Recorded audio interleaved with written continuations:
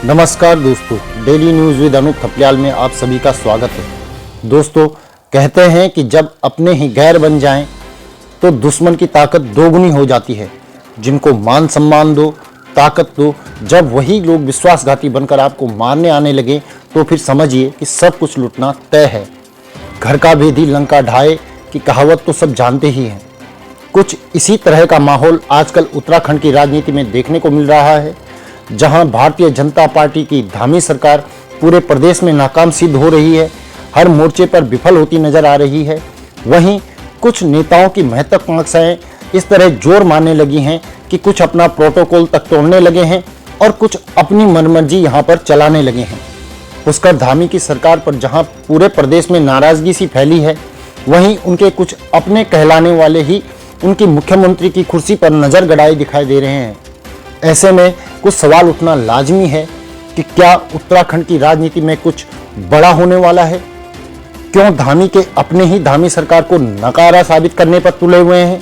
और क्यों धामी की मुख्यमंत्री की कुर्सी पर कुछ लोग नजर गड़ाए हुए हैं? दोस्तों, उत्तराखंड के पूर्व मुख्यमंत्री और महाराष्ट्र के राज्यपाल उत्तराखंड में 5 दिन के दौरे पर थे। इससे पहले भी भगत सिंह कोश्यारी महाराष्ट्र का राज्यपाल बनने के बाद उत्तराखंड के दौरे पर आते रहे हैं, लेकिन इस बार भगत सिंह कोश्यारी का यह दौरा उत्तराखंड की राजनीति में भूचाल सा लग रहा है। इस बार का दौरा साधारण नहीं बल्कि बहुत कुछ कह रहा है।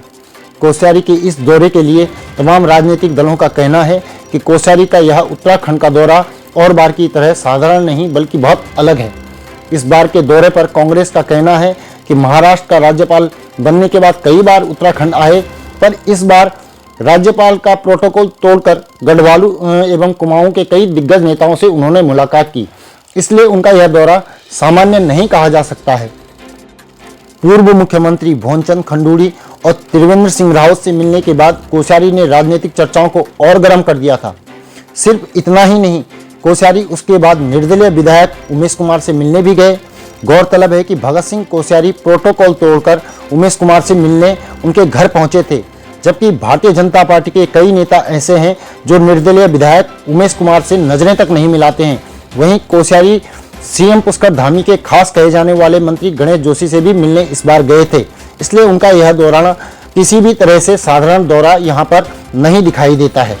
वहीं दूसरी ओर अपना पिछला कार्यकाल एक गुमनाम विधायक के तौर पर समाप्त करने के बाद इस कार्यकाल में सीधे विधानसभा अध्यक्ष बन जाने के बाद ही रितु खंडूड़ी ने जिस तरह से राजनीतिक करतब खेले हैं, उससे भी पुष्कर सरकार की फजीहत ही यहाँ हुई है।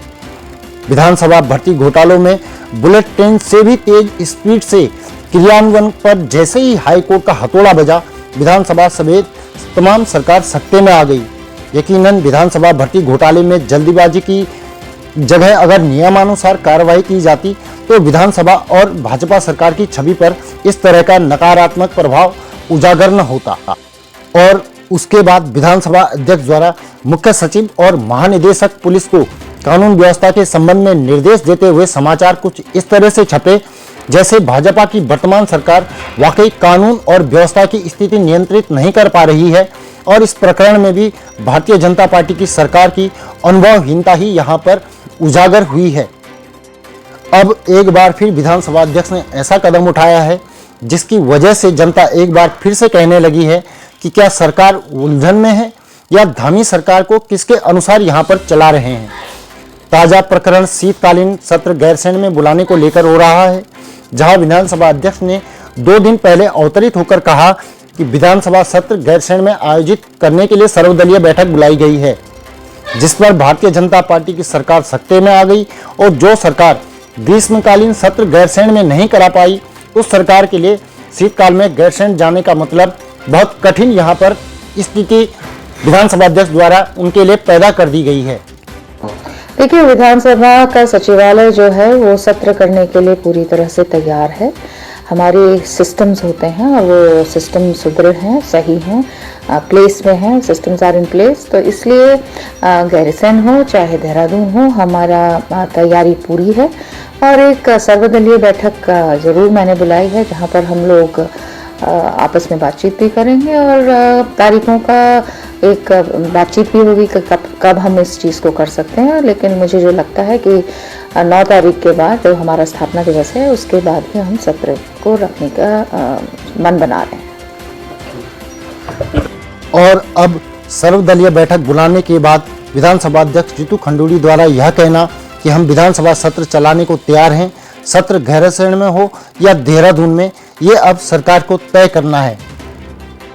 देखिए, आज बैठक इसलिए बुलाई थी कि हम अब आप जान रहे हैं कि 16 दिसंबर से पहले हमें सत्र करना है और ये बैठक इसलिए थी कि हम लोग आपस में चर्चा कर लें कि तारीखों पे चर्चा कर लें और सदन कहाँ हो इसकी चर्चा करें। तो एक अच्छी चर्चा हुई है और सरकार तक हमने अपनी बात अब रख दी है। अब आगे निर्णय सरकार लेती है, जैसे आप जानते हैं वो करेगी। तो किस तरह की बातचीत रही तमाम नेता मोर्चा? सभी लोग गैरसैंण भी चाहते हैं, तो अब जिस तरह का मन बनेगा, सरकार का जो निर्णय होगा वो हम अपना सुझाव जो हम लोगों ने वहाँ पे जो जिस तरह की बातचीत हुई है वो सरकार तक हम लोगों ने बता दी। मैडम 9 को क्योंकि स्थापना दिवस है और मैं आपके माध्यम से भी बताना चाहूँगी सभी को कि 9 को हम गैरसैंण में स्थापना दिवस मनाने जा रहे हैं और मेरा निवेदन भी रहेगा और सभी विधायकों को भी पत्र जाएंगे कि इस बार प्रयास करें कि स्थापना दिवस के अवसर पर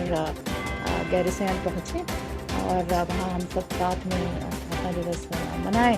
तो क्योंकि स्थापना दिवस 9 को है, कुछ हमारे लोग हिमाचल के चुनाव में भी व्यस्त हैं, इसलिए 15 के बाद की अभी बात हुई है, लेकिन अभी तारीख का निर्णय नहीं हुआ है। अब आप समझ सकते हैं कि किस तरह धामी सरकार के लिए धामी के अपने ही मुसीबत बन रहे हैं। जहां उत्तराखंड की जनता सरकार को कोस रही है और नेतृत्व परिवर्तन की बातें यहां पर चल रही हैं, वहीं धामी के कुछ अपने ही धामी को नाकाम साबित करने पर जी जान से तुले हुए हैं। कहीं ऐसा तो नहीं है कि धामी को नकारा साबित कर मुख्यमंत्री की कुर्सी पर इनकी नजरें गड़ी हुई हैं। फिलहाल इतना ही और आपसे आग्रह है कि कृपया मेरे चैनल को लाइक, शेयर और सब्सक्राइब कर कमेंट कर अपनी राय जरूर दें। धन्यवाद।